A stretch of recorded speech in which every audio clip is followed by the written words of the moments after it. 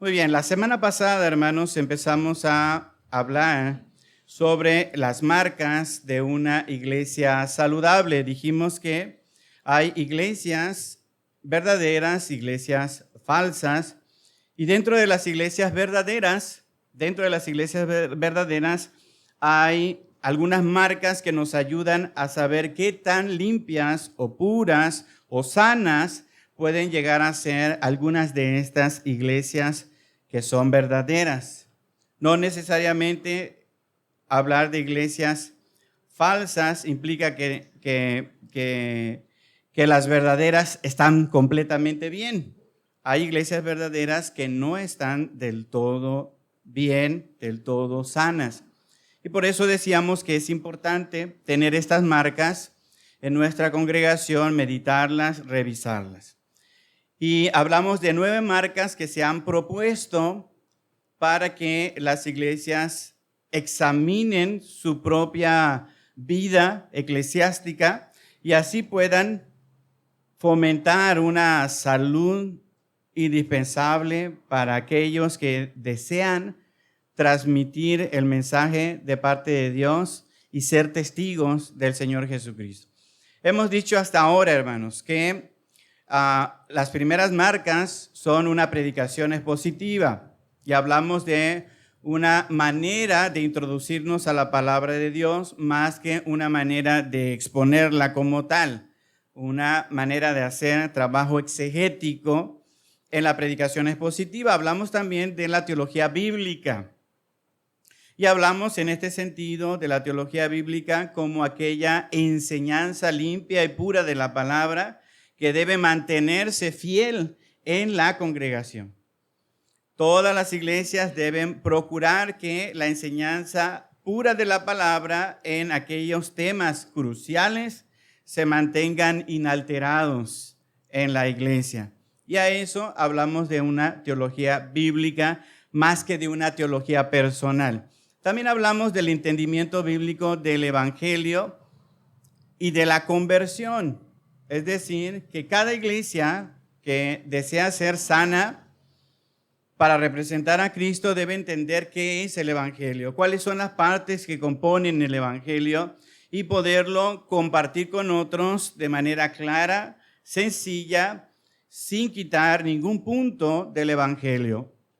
Adherido a eso, el aspecto de la conversión, entender que la conversión es algo que hace nuestro Dios a través del Espíritu Santo. Es un regalo que viene como parte de la salvación. La conversión nosotros no lo hacemos, es Dios el que hace esta labor en el corazón de aquel hombre, de aquella mujer que está perdido. Bien, hasta ahí el repaso. Si hemos comprendido, hermanos, y aceptado los puntos anteriores, será entonces natural observar el punto que sigue. Marca número 5, la necesidad del evangelismo. La necesidad del evangelismo. Es necesario evangelizar, es necesario salir a compartir las buenas nuevas de salvación. ¿Qué tanto podríamos nosotros influenciar en la vida de las otras personas si es Dios quien promueve la conversión de las personas? ¿Qué caso tendría, dirían algunos, que saliéramos nosotros a hacer el trabajo evangelístico? Pues ya es una tarea que le compete a Dios, la conversión del inconverso. Pero si nosotros hemos observado los puntos anteriores, naturalmente necesitamos avanzar en el asunto de que la labor que hace Dios en el corazón de las personas se ha determinado a través de un método específico y es que la iglesia comparta ese evangelio. Así es como Dios ha determinado, hermanos, que las personas se van a convertir a través de la predicación. Y la misma palabra de Dios enseña que si no se predica la palabra de Dios, si no se le expone a otras personas el evangelio como tal, no habrá el efecto transformador en su corazón a través del Espíritu Santo. Así que es Dios el que hace ese trabajo, pero es Dios también el que nos dice a nosotros cómo debe contribuir la iglesia en el trabajo de llevar la palabra de Dios hasta el último rincón del mundo. Bíblicamente, hermanos, bíblicamente, el evangelismo es presentar las buenas nuevas de salvación de forma abierta, confiar en Dios para convertir a las personas, pero evangelizar es llevar este mensaje de salvación. Y depende de nosotros, depende de la iglesia llevar el mensaje. Llevar el mensaje es una responsabilidad de nosotros como iglesia y confiar en Dios para que una vez llevado el mensaje, estas personas puedan ser tocadas en su corazón y puedan arrepentirse y creer en el evangelio. No es nuestra labor la conversión de las personas, pero sí es nuestra responsabilidad el presentar el evangelio de forma fiel y completa. Fiel y completa. Hechos, capítulo 16, versículo 14. Dice la palabra de Dios con respecto a esta marca, la necesidad del evangelismo. Entonces, una mujer llamada Lidia, vendedora de púrpura de la ciudad de Tiatira, que adoraba a Dios, estaba oyendo. Y el Señor abrió el corazón de ella para que estuviese atenta a lo que Pablo, ¿qué, hermanos? A lo que Pablo decía. ¿Quién estaba hablando? Estaba hablando Pablo, pero ¿quién estaba actuando en el corazón de esta mujer, en el corazón de Lidia? Es Dios el que estaba actuando en el corazón. Entonces, Dios hace la parte de la conversión y nosotros, como la iglesia de Jesucristo, hacemos el trabajo de hablar, el trabajo de decirle a las personas, no podemos ir con otro método. Juan capítulo 1, versículo 12 y 13. Juan capítulo 1, versículo 12 y 13. Dice este texto: mas a todos los que le recibieron, a los que creen en su nombre, les dio potestad de ser hechos hijos de Dios. Mas a todos los que le recibieron, a los que creen en su nombre, les dio derecho de ser hijos de Dios. Versículo 13, los cuales no son engendrados de sangre, ni de voluntad de carne, ni de voluntad de ¿quién, hermanos?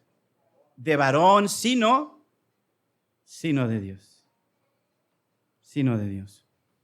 Aquellos que tienen el derecho de ser hijos de Dios han escuchado, han recibido y entonces han nacido a la familia de Dios, no por voluntad del pastor, no por voluntad del diácono, no por voluntad de los hermanos que evangelizan, sino por voluntad de Dios.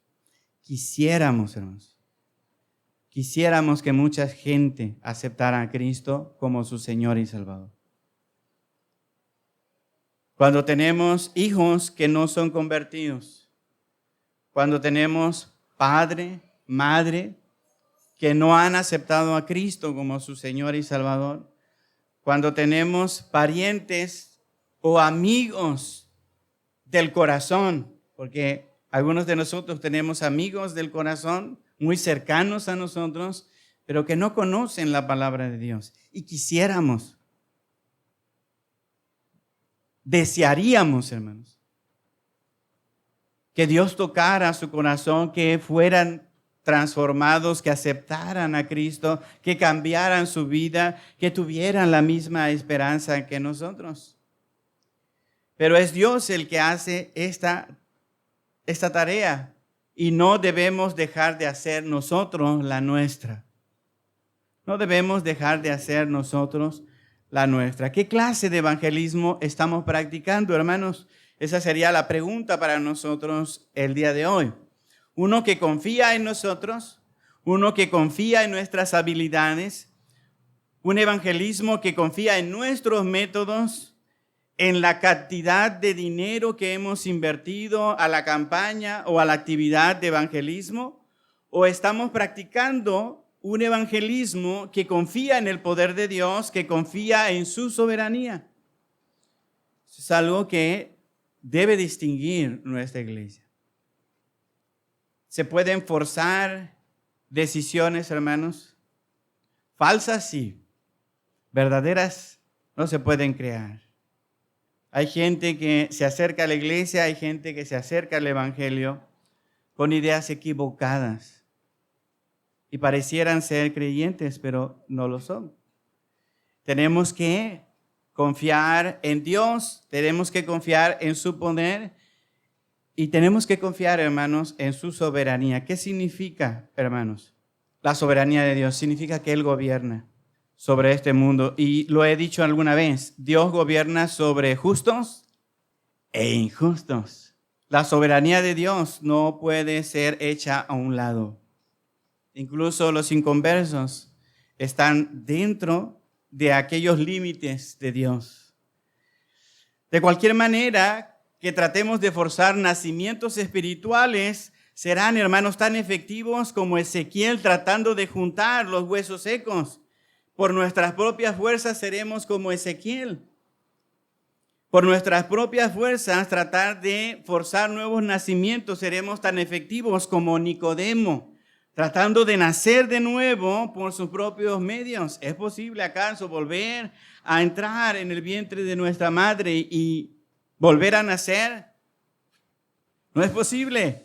Cuando nosotros ocupamos nuestros propios medios en el evangelismo, sin confiar en Dios, sin confiar en la soberanía de Dios, hermanos, podemos llegar a forzar decisiones que no son adecuadas, que no son correctas. Y estaríamos practicando un evangelismo erróneo, sí, erróneo.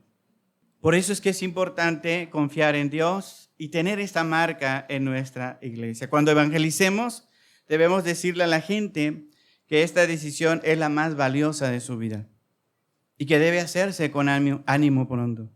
Juan capítulo 10, versículo 10 nos dice que esta decisión es urgente. Juan 10:10. Dice este texto, el ladrón no viene sino para hurtar, matar y destruir. Yo he venido para que tengan vida y para que la tengan ¿en qué, hermanos?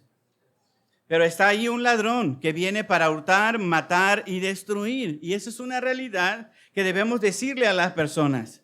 Deben ellos tomar una decisión pronta, debe hacerse con ánimo. Es una decisión valiosa para su vida espiritual, porque Jesucristo ha venido a traer vida. Vida. Juan capítulo 3, versículo 18, Juan 3:18. Dice, el que cree en mí no es, ¿qué, hermano? Condenado, pero el que no cree en mí ya ha sido condenado porque no ha creído en el nombre del unigénito Hijo de Dios. Versículo 36 del mismo capítulo. El que cree en el Hijo tiene vida eterna, pero el que rehúsa creer en el Hijo no verá la vida, sino que la ira de Dios está sobre él. Así que es una decisión valiosa, pero es una decisión que debe tomarse pronto. Pronto. Tenemos que evangelizar y decirle a las personas eso. Podemos llevar un mensaje, hermanos. Podemos llevar un mensaje de bendición. ¿Qué quiere decir eso? Podemos tomar un pasaje de la palabra de Dios con alguna promesa y ir a las casas y decirle, esta promesa puede ser para ti. Podemos hacerlo. Pero eso no es evangelismo. El evangelismo es presentar la noticia de la reconciliación con Dios. Es un mensaje confrontativo, hermanos. Es un mensaje que tiene que decirle a las personas que deben tomar una decisión pronto, con ánimo, que es una buena decisión. Debemos decirle a las personas cuando evangelizamos de manera correcta que esta decisión implica un costo. Un costo. Seguir a Jesús no es fácil. Deben considerar el ser creyentes con cuidado. Lucas capítulo 9, versículo 62. Lucas 9, 62 dice, y Jesús le dijo, ninguno que poniendo su mano en el arado mira hacia atrás dice este texto, es apto para el reino de Dios. Lucas 9:62. Y Jesús le dijo, ninguno que poniendo su mano en el arado mira hacia atrás es apto para el reino de Dios. Así que es una decisión que debe tomarse con cuidado. Con tal de que las personas acepten a Cristo, a veces no mencionamos el aspecto del arrepentimiento, del pecado, de la ofensa a Dios, de la necesidad de tomar una decisión y que esa decisión implica compromiso. Algunos, al escucharnos presentar el Evangelio, sí dicen, sí, apúrele. Ya me llegó un cliente, necesito atenderlo. Y hacen la oración y piensan que nada más se trata de eso. Si entendió bien el mensaje y cuando volvamos la segunda vez, tendremos que insistir. Seguir a Cristo tiene un costo, hermano. Eso es el verdadero evangelismo. Marca número 6. Voy un poquito rápido porque son 5 marcas que nos quedan pendientes. Así que marca número 6 de una iglesia sana, un entendimiento bíblico de la membresía eclesiástica. Un entendimiento bíblico de la membresía eclesiástica. Una iglesia sana tiene que entender lo que dice la Biblia y la práctica de las iglesias sanas con respecto a la membresía. Bueno, en un sentido, tenemos que decirlo, no es bíblico lo que hoy conocemos como membresía de la iglesia, hermanos, en un sentido. ¿Por qué? Sexta marca, un entendimiento bíblico de la membresía de la iglesia. Lo que en muchas iglesias se practica el día de hoy como membresía de la iglesia, a veces no es bíblico. ¿Por qué? Si somos muy literales, hermanos, no existen registros de los primeros cristianos en la iglesia de Jerusalén. Usted no sabe quiénes eran miembros de esa iglesia, ¿o sí lo sabe? No existe una lista. ¿Cuántos Pedros, cuántos Juanes, cuántos Jacobos había en esa iglesia? No tenemos registro en los primeros cristianos en la iglesia de Jerusalén, pero sí podemos decir que había algo así como tener la seguridad de que no se podría ir de una iglesia a otra, que se pertenecía a la iglesia o no se pertenecía a la iglesia. En los primeros años de la vida de la iglesia, hermanos, por lo regular había una sola iglesia en una localidad. La iglesia de Jerusalén. La iglesia que está en Corinto, en Éfeso. Así que algo así como saltar de iglesia en iglesia en la misma ciudad era algo que tampoco podemos nosotros mirar. Había entonces la necesidad de pensar en un compromiso con una iglesia en particular. No conocemos un listado de miembros, pero sí hay listados, hermanos, de personas relacionadas con la iglesia del Nuevo Testamento. Con exactitud no podríamos hablar con la Biblia, hermanos, de todas las personas que pertenecían a la membresía de una iglesia en particular, pero sí hablamos en las Escrituras de algunas clases de listas que nos van a ayudar a meditar sobre este punto. Por ejemplo, cuando Pablo le escribe a Timoteo, primera carta de Pablo a Timoteo, capítulo 3, versículo 9 al 10, se menciona una lista. Primera de Timoteo, capítulo 3, versículos 9 y 10. Sea puesta, ¿en qué, hermanos? La lista, solo la viuda no menor de 60 años, que haya sido esposa de un solo marido, que tenga testimonio de buenas obras, si ha creado hijos, si ha practicado la hospitalidad, si ha lavado los pies de los santos, si ha socorrido a los afligidos, si ha practicado toda buena obra. Sea puesta en la lista solamente aquellas viudas que tengan estas características. Así que la iglesia está hablando de personas que deben ser identificadas y puestas en esta lista para ser ayudadas por la iglesia, parte de la iglesia. Entonces hablamos de una clase de lista que nos habla de los que sí, hermanos, y de los que no. Esto es importante. Esta clase de deducción nos va a ayudar a entender la práctica de la membresía de la iglesia. También Filipenses capítulo 3, capítulo 4, hermanos, Filipenses 4:3. Ahí se habla de otra lista, Filipenses 4:3. Así mismo te ruego también a ti, compañero fiel, que ayudes a estas que combatieron juntamente conmigo en el Evangelio, con Clemente también y con los demás colaboradores míos, cuyos nombres están en el libro de ¿qué, hermanos? De la vida, cuyos nombres están en el libro de la vida. Apocalipsis 21:27, no traerá en ella cosa inmunda o cosa que hace abominación, mentira, sino solamente los que están inscritos nuevamente en el libro del Cordero, en el libro de la vida del Cordero. Entonces, Filipenses 4:3 y Apocalipsis 21:27 también nos habla de otra clase de listas. Bien, estos pasajes, hermanos, insinúan una definición entre los que pertenecen y los que no pertenecen a la iglesia del Señor Jesucristo. Hay otros pasajes donde hay esta insinuación, hermanos. No tenemos en el Nuevo Testamento listas completas de miembros de las iglesias. Entonces, ¿por qué nosotros practicamos eso? Porque en estos pasajes se habla de esta distinción entre los que están dentro y los que están fuera. Los que pertenecen y los que no pertenecen. Primera a los Corintios, capítulo 5.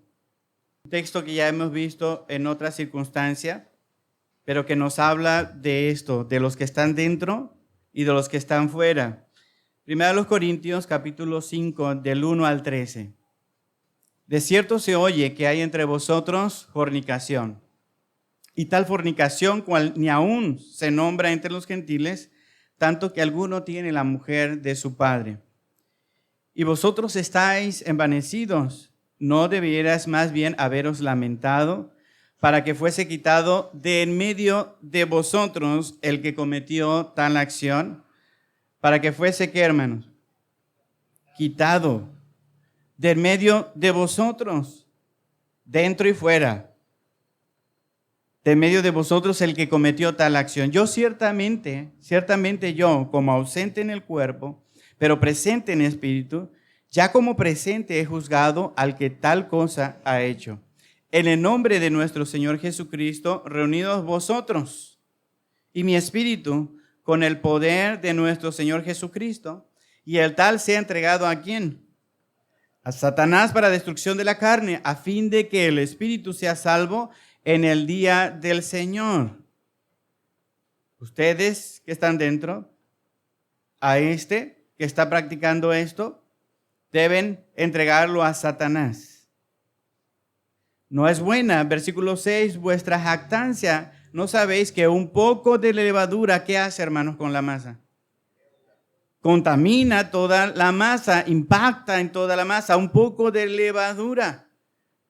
Así que este que está practicando esto, que ni aún se nombra entre los gentiles, deben sacarlo de la comunidad porque puede contaminar toda la masa. Esa es la idea, ¿no? Esa es la idea.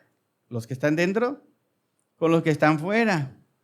Limpiaos, dice el versículo 7, limpiaos pues de la vieja levadura para que seáis nueva masa, sin levadura como sois, porque nuestra Pascua, que es Cristo, ya fue sacrificada. ¿Por quiénes, hermanos?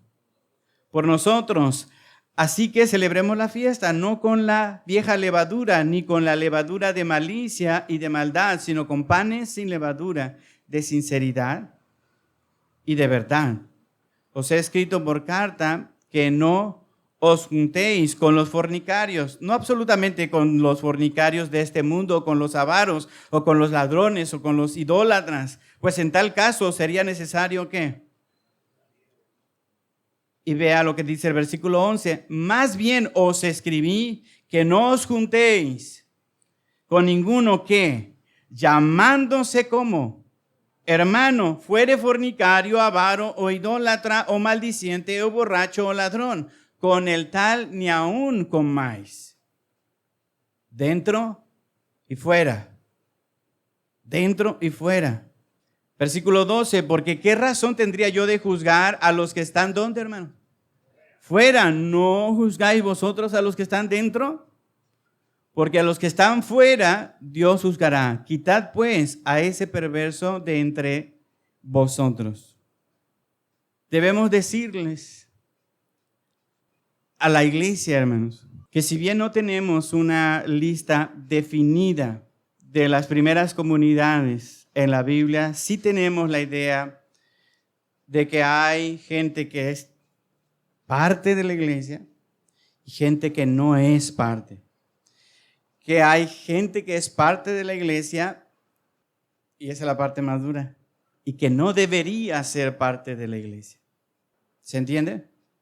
Cuando hablamos de membresía regenerada, hermanos, estamos hablando del deseo que las iglesias deben tener para tener una membresía correcta y adecuada, de aquellos que forman parte de la iglesia.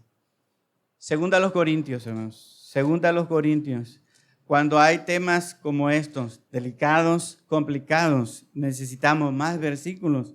Segunda a los Corintios, hermanos, capítulo 2, versículo 6. Dice, le basta a tal persona que, hermanos, ¿hecha por quiénes? Hecha por muchos. Fíjense lo que dice la Biblia de las Américas.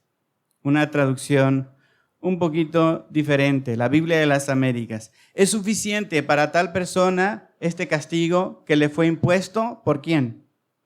Por la mayoría. Está hablando del mismo caso. En la segunda carta está hablando del mismo caso de esta persona que fue reprendida, que era parte de la iglesia, que se arrepintió, hermano. Se arrepintió de la exhortación que se le hizo. Y entonces el apóstol Pablo está abogando por él. Y está diciendo, ya cumplió la pena impuesta. ¿Por quiénes? Por la mayoría de la iglesia. Entonces la iglesia, hermanos, conocía los miembros que eran parte de ella. O al menos eso se infiere de los textos que acabamos de leer. Se sabía quién era parte de la iglesia. También entonces debemos considerar que la práctica de la membresía se ha desarrollado, hermanos, con otros propósitos. Y uno de esos propósitos es ayudar a los cristianos a mantenerse fieles y comprometidos unos con otros en amor. Si no sabemos quién es parte de nuestra iglesia, hermanos, no podríamos comprometernos con ellos para animarnos unos a otros. Técnicamente, hermanos, en teoría, el pastor es responsable de los miembros de la iglesia. ¿Qué significa eso? Que todos los que son miembros de la iglesia están bajo mi cuidado espiritual, bajo mi responsabilidad. ¿Cómo saber a quién tengo que cuidar? ¿A quién tengo que animar? ¿A quién tengo que exhortar? Si no manejamos una membresía de la iglesia. ¿Usted cómo sabrá? ¿Es de cristianos exhortarnos y animarnos unos a otros? Sí, pero no es una responsabilidad. Solamente los que forman parte. Hay gente que son miembros de otra iglesia y puedo yo darles un consejo, pero no son mi responsabilidad. Tienen su pastor. ¿Se entiende, hermanos? Por eso es que esta práctica, entendida con estos versículos, nos ayuda en nuestra vida como iglesia a saber quiénes forman parte de nuestra congregación y quiénes no. A través de la membresía estamos sabiendo los pastores, pero también están sabiendo los miembros de la iglesia local ¿Quiénes se están comprometiendo en asistencia? ¿Quiénes se están comprometiendo en las ofrendas? ¿Quiénes se están comprometiendo en la preocupación genuina de unos por otros? ¿Quiénes están comprometidos, hermanos, en el servicio con sus dones y talentos? Esto es responsabilidad de los miembros. Por eso cuando aceptamos a alguna persona en la membresía de la iglesia, le damos o un discipulado o cuando está acá al frente para recibir, se le hacen serias preguntas. ¿Estás dispuesto a servir a Cristo? ¿Estás dispuesto a comprometerte en esta congregación? ¿Vas a usar lo que Dios te dio para el beneficio de los hermanos que aquí se congregan? Son compromisos públicos. Cuando se manejan estos rituales, estas formas litúrgicas, se trata de que las personas puedan hacerse ese compromiso. Pero hay un documento más, hermanos, que no se los voy a leer, pero hay un documento más que sirve mucho para entender este asunto de la membresía que se llama el pacto de la iglesia. Algunos recuerdan eso que se usaba hace tiempo.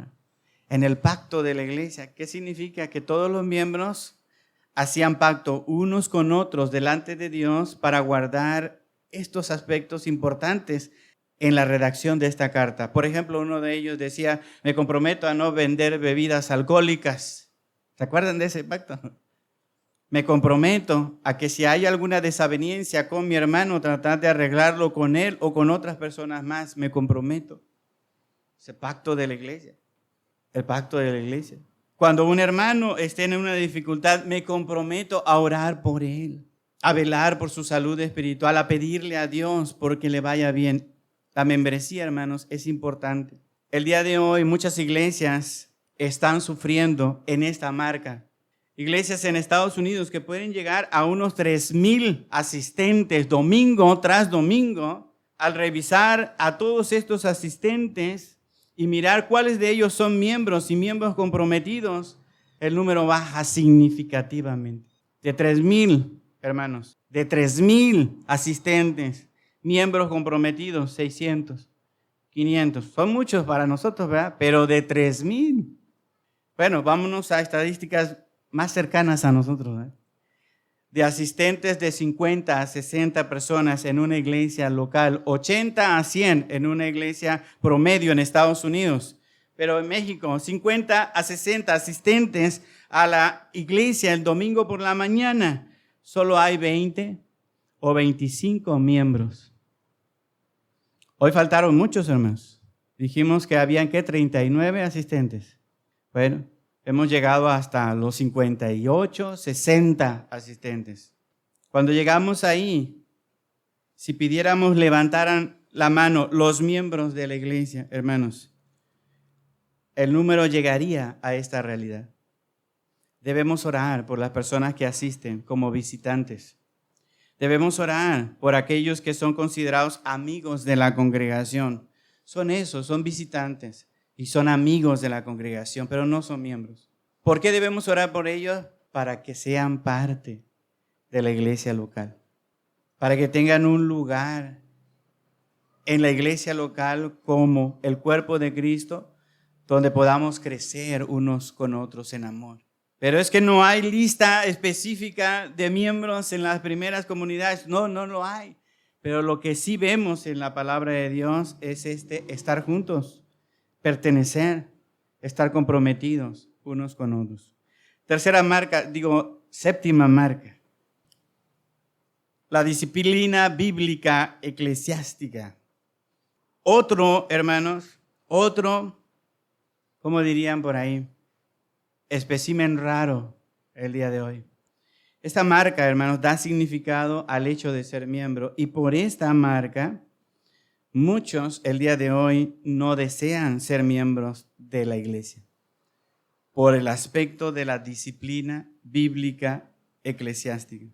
Por eso muchas iglesias han decidido ya no hablar de la disciplina eclesiástica. ¿Por qué? Porque aminora el número de asistentes, miembros y no miembros. Cuando se habla de la disciplina bíblica eclesiástica, pero es un distintivo, hermanos. Es una marca de la iglesia del Señor Jesucristo. Es algo que no debemos dejar de practicar.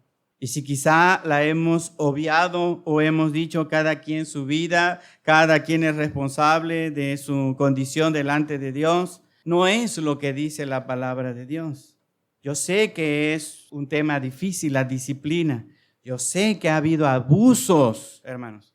Ha habido abusos de esta práctica en muchas iglesias a través de los siglos, no solamente en las últimas décadas que a nosotros nos ha tocado vivir.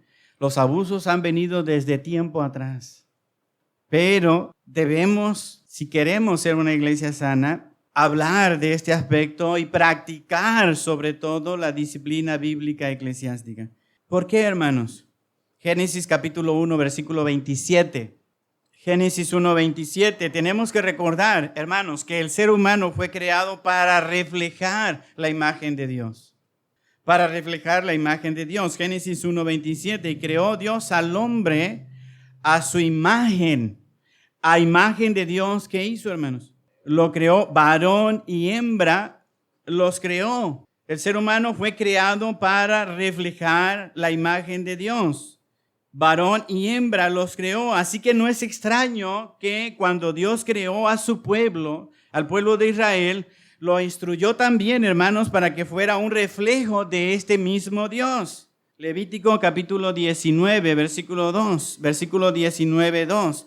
Dios creó entonces al hombre para reflejar su imagen, nos dice Génesis. Pero cuando Dios creó al pueblo de Israel, también, hermanos, también le instruyó para que reflejara a este mismo Dios. Levítico 19:2 dice, habla a toda la congregación de los hijos de Israel y diles, santos seréis, porque santo soy yo, Jehová vuestro Dios.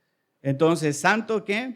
Seréis, porque santo soy yo, Jehová vuestro Dios. Así que esta fue la base para corregir, hermanos, y aún para excluir a algunos de la comunidad en el Antiguo Testamento. Esta fue la base, el que no reflejaran la imagen de Dios.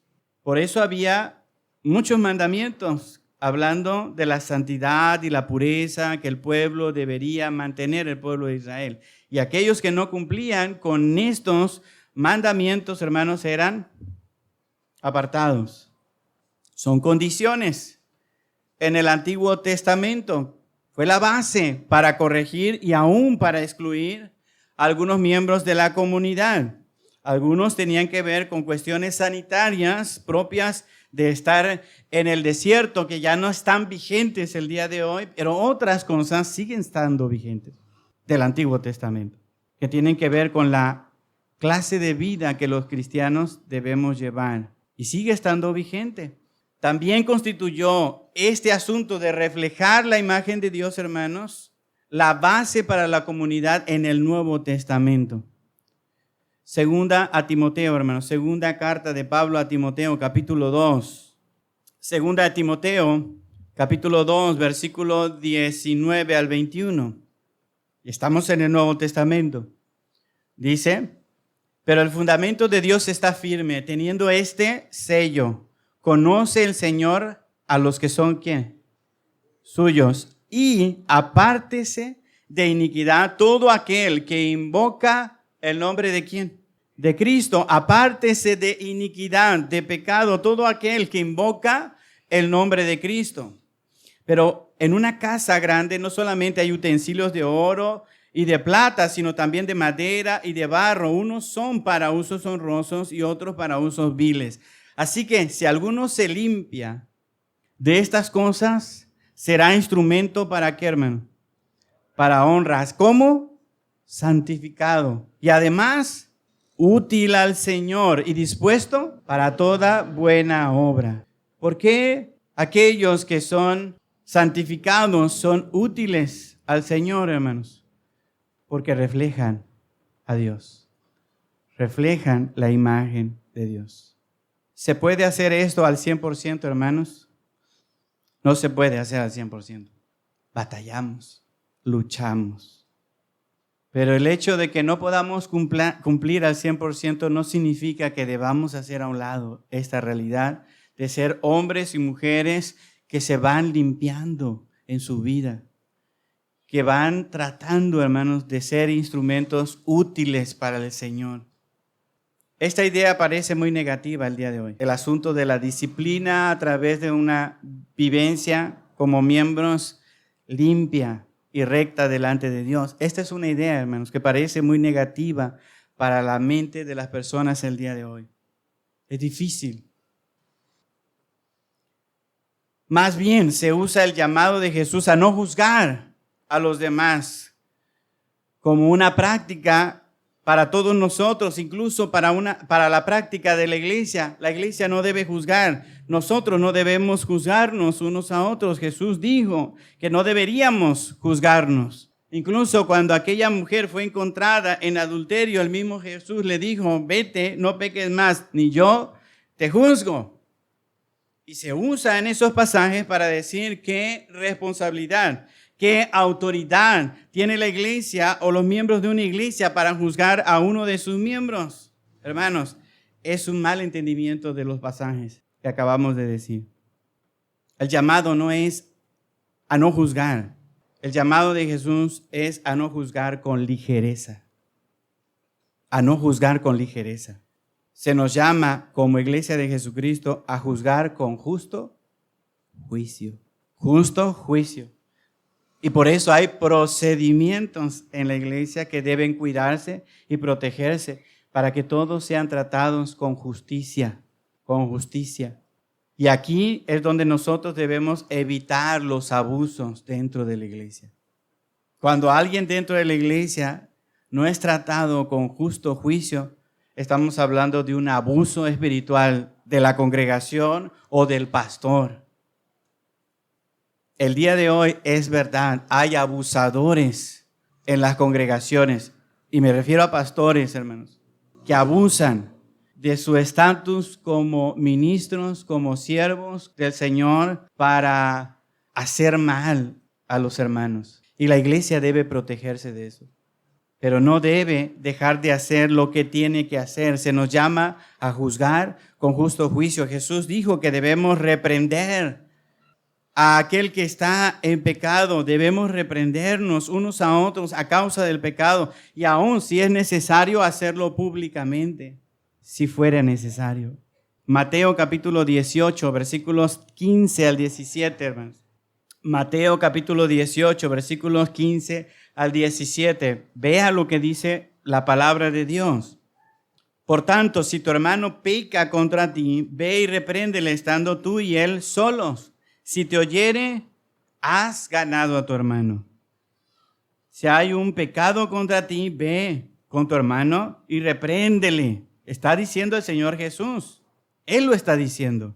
Repréndele, estando tú y él solos. Si te oyere, has ganado a tu hermano. Versículo 16. Mas si no te oyere,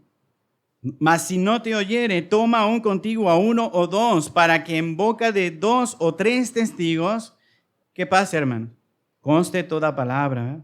Conste toda palabra. Primer paso, habla con él. Segundo paso, si no se arregla, ve con 2 o 3 testigos para que conste toda palabra. ¿Por qué? Porque a veces cuando hablamos el uno a uno dicen, no, es que yo no dije eso. Es que tú dijiste el otro. No, es que yo no dije, es que...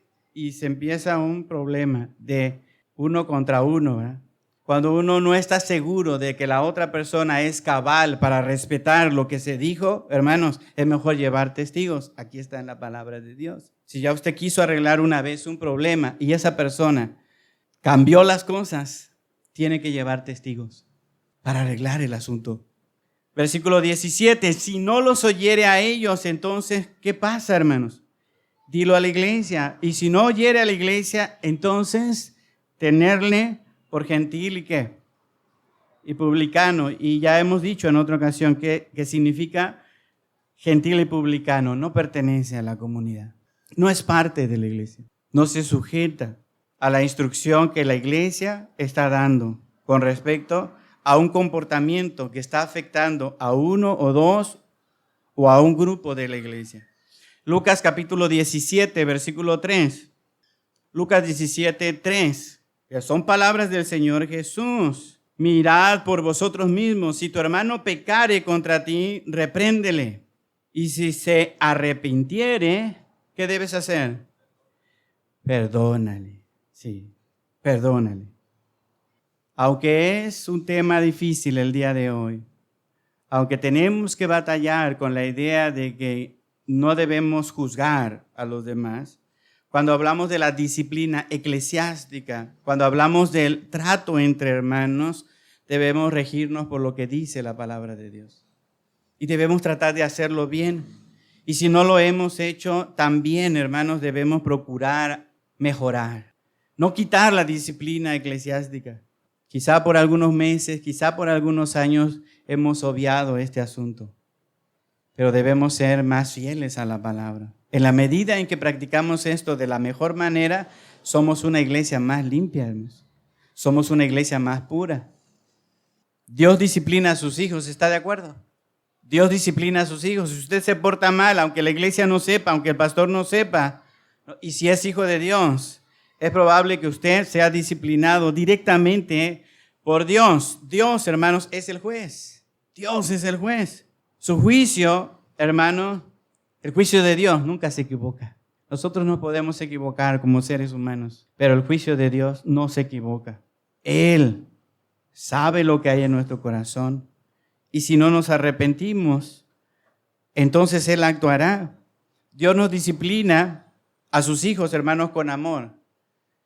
Pero también, hermanos, Dios disciplina a sus hijos con ira, con castigo, con ira justa. Y Dios permite, hermanos, que también otros emitan juicio. Lo ha dejado en el mundo, hermanos. Lo ha dejado en el mundo. Romanos capítulo 13, fíjese. Romanos capítulo 13, versículos 1 al 5, nos habla de esta realidad. No le podemos nosotros llegar a la autoridad y decirle, ¿sabes qué? ¿Quién eres tú para juzgar? No me juzgues. Decirle a la autoridad civil, ¿verdad? Con el mismo pensamiento que hay el día de hoy. Romanos 13, 1, sométase toda persona a las autoridades superiores, porque no hay autoridad sino de parte de Dios, y las que hay por Dios han sido, ¿qué, hermanos? Establecidas. Lo mismo pasa con la iglesia y el procedimiento de disciplina. Dios lo ha establecido, de modo que quien se opone a la autoridad, a lo establecido por Dios, resiste. Y los que resisten acarrean, ¿qué, hermano? Condenación para sí mismo. Es mejor recibir la disciplina de Dios. Es mejor recibir la disciplina o la justicia de la autoridad, hermanos, es mejor. Porque los magistrados no están para infundir temor al que hace el bien, el que se porta bien, sino ¿a quién, hermano? Al malo, al malo, al malo. ¿Quieres pues no temer la autoridad? Haz lo bueno y tendrás alabanza de ella, porque es servidor de Dios para tu bien. Pero si haces lo malo, ¿qué debes hacer? Teme. Wow. Porque no en vano lleva la espada, pues es servidor de Dios, vengador para castigar al que hace, ¿qué, hermano? Lo malo, lo mismo que hace Dios, lo hace la autoridad. Lo mismo que hace Dios y hace la autoridad, lo hacen los padres en la familia, hermanos. Lo mismo hacen los padres, ¿no? Le decimos a nuestros hijos, ¿quieres que no te castigue? Sencillo, hijo, pórtate bien. Haz caso, hasta les suplicamos a nuestros hijos, ¿verdad? ¿Y por qué? No queremos castigarlos, no queremos limitarlos, hasta nos pesa en el corazón. Mira, mi hijo, pórtate bien. Ya sabes que no debes llegar a las 12. Bueno, en mi caso era a las 10. Me duele dejarte afuera. Llega ahí a las 10, a las 12. Y los hijos bien obedientes, ¿verdad? Como yo. Que son 5 minutos. 10 y 5 y cerrado. Cerrado. ¿Era correcto? ¿Quieres no quedarte afuera? ¿Quieres tener beneficios? ¿Quieres que estemos bien tú y yo, padre e hijo, madre e hija? Pórtate bien. La disciplina, hermanos, es parte de nuestra vida. Hay 5 razones positivas para la disciplina. Se los voy a enumerar. La disciplina hace al creyente caminar correctamente. ¿Es bueno caminar correctamente? Es bueno, hermano. La disciplina, número 2, ayuda a advertirnos del pecado por medio de otros. Por medio de otros, cuando otro hermano viene aquí a decirnos, fíjate, hermano, que veo esto en tu vida. No, cuidado, porque del enojo viene la ira y de la ira, si no trabajas pronto, viene el sol y se oculta. Y podemos pasar a otras cosas peores. Número 3, la disciplina es positiva para el creyente porque es buena salud para la iglesia en general. Si todos vivimos de forma disciplinada, nuestra iglesia, hermanos, tendrá una buena salud. La disciplina es positiva, hermanos, porque ayuda al buen testimonio, lo que nosotros reflejamos como iglesia al mundo. Al mundo. Es que en esa iglesia se hace lo que uno quiera y no pasa nada. Mal testimonio. Número 5, porque nuestra santidad, hermanos, refleja a Dios. Por eso es que es buena la disciplina, porque nuestra santidad refleja a Dios. Última marca, hermanos. La última marca que vamos a abordar, un interés por el discipulado y el crecimiento cristiano. Es la marca número 8. Cuando lleguemos a la 9 les voy a decir por qué esta es la última. Marca número 8, un interés por el discipulado y el crecimiento cristiano. Una iglesia sana debe preocuparse por discipular, no solamente por evangelizar, no por tener una lista de tantos aceptaron a Cristo, tantos bautizamos. Levanten la mano quien quiere aceptar a Cristo, inmediatamente pasarlos de este lado para bautizarlos. Bautizamos tanto, ya, salvados. No hagamos nada más, ya, pasaron. No. Una iglesia sana se interesa, hermanos, por el discipulado y se interesa por el crecimiento cristiano. Esa es otra marca que distingue a las iglesias sanas. No el número solamente, no solamente el que haya más y más personas, más y más miembros, sino que estas personas crezcan espiritualmente. Algunos piensan que es válido mantenerse como bebés espirituales toda la vida, que es válido, pero no lo es. El crecimiento, hermanos, es natural en un ser vivo. Crecimiento involucra aumento y avance. Aumento y avance. Pablo esperaba esto de los creyentes, que hubiera aumento, que hubiera avance en su vida espiritual. Segunda a los Corintios, capítulo 10, versículo 15. 10:15. Segunda a los Corintios 10:15 dice, no nos gloriamos desmedidamente en trabajos ajenos, sino que esperamos que conforme crezca vuestra fe, seremos muy engrandecidos entre vosotros conforme a nuestra regla. Pablo a los Corintios les dice, no nos gloriamos desmedidamente en trabajos ajenos, sino que esperamos que conforme crezca vuestra fe, seremos muy engrandecidos entre vosotros, conforme a nuestra regla. Lo mismo esperaba Pablo con los hermanos de Éfeso, Efesios 4:15. Efesios 4:15, sino que siguiendo la verdad en amor, dice este texto, crezcamos en todo en aquel que es la cabeza, esto es Cristo. Sino que siguiendo la verdad en amor, dice Pablo a los hermanos en Éfeso, crezcamos en todo en aquel que es la cabeza, esto es Cristo. Le dice lo mismo a los hermanos en Colosenses 1:10. Colosenses 1:10. Pablo esperaba el crecimiento de los hermanos. Colosenses 1:10, para que andéis como es digno del Señor, agradándole en todo al Señor, llevando fruto en toda buena obra, creciendo en el conocimiento de Dios. A los de Corintios les dice esto. A los de Éfeso les dice lo mismo. A los de Colosas les dice lo mismo. Pero no solamente Pablo, también Pedro exhorta a los creyentes. Primera de Pedro, capítulo 2, versículo 2. Primera de Pedro 2:2. Dice, hermanos, un texto bastante conocido. Desead como niños recién nacidos la leche espiritual no adulterada, para que por ella, hermanos, ¿qué? Para que por ella crezcáis para salvación.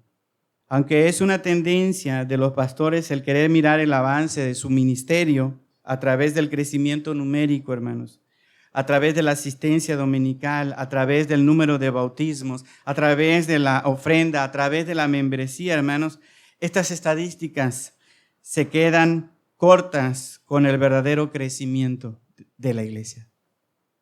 Jonathan Edwards sugiere que nada de estas cosas realmente muestran el crecimiento espiritual de una congregación.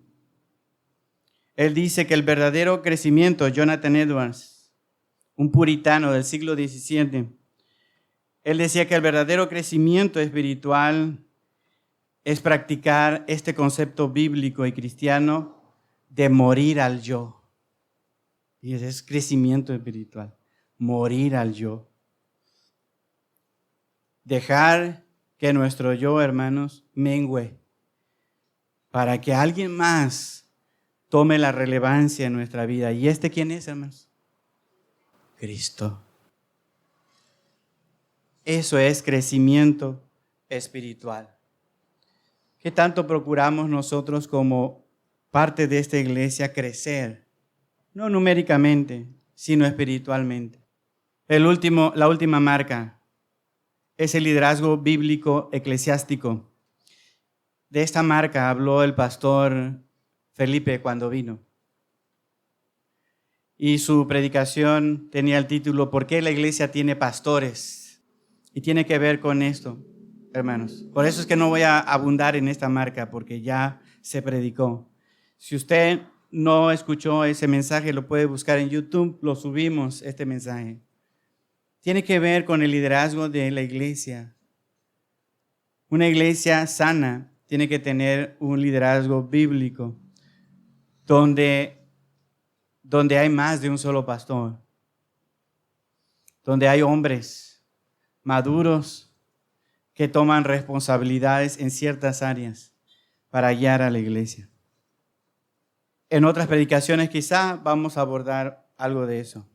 9 marcas, hermanos. Predicaciones positivas, teología bíblica, un entendimiento del evangelio, un entendimiento de la conversión, un entendimiento del evangelismo, un entendimiento de la membresía, disciplina eclesiástica, discipulado y crecimiento espiritual. Y 9, liderazgo bíblico. ¿Cómo estamos, hermanos, como iglesia? En estas 9 marcas. Vamos a ponernos de pie, vamos a orar. Padre Santo, te damos gracias por la oportunidad que nos has dado de meditar en estos puntos y examinarnos, Señor, con la ayuda de tu Santo Espíritu. Padre, algunas cosas no las hemos hecho bien. Algunas cosas, Padre, incluso las hemos dejado a un lado. No hemos querido, Padre, tener conflictos o menguar el ímpetu, el ánimo de la iglesia con estas cosas. Pero, Señor, queremos ser una iglesia sana. Ayúdanos, Señor, a aprender más de tu palabra. Que sea tu palabra la que nos vaya moviendo de nuestro estado actual a un estado mejor como iglesia verdadera. Señor, son muchos puntos, pero tu palabra nos ha marcado un camino como iglesia que recorrer. Ayúdanos en los próximos años, si es tu voluntad, en las próximas décadas, a caminar mejor en estas 9 marcas para nuestra iglesia. Te pedimos, Señor, que no bajemos la guardia, que no permitamos que el mundo y sus ideas tomen el control de lo que nosotros debemos practicar. Ayúdanos a hacerlo bien. Y lo que ya estamos haciendo bien, Señor, ayúdanos a hacerlo mejor. Te lo pedimos todo en el nombre de Cristo Jesús. Amén. Pueden tomar asiento, hermanos.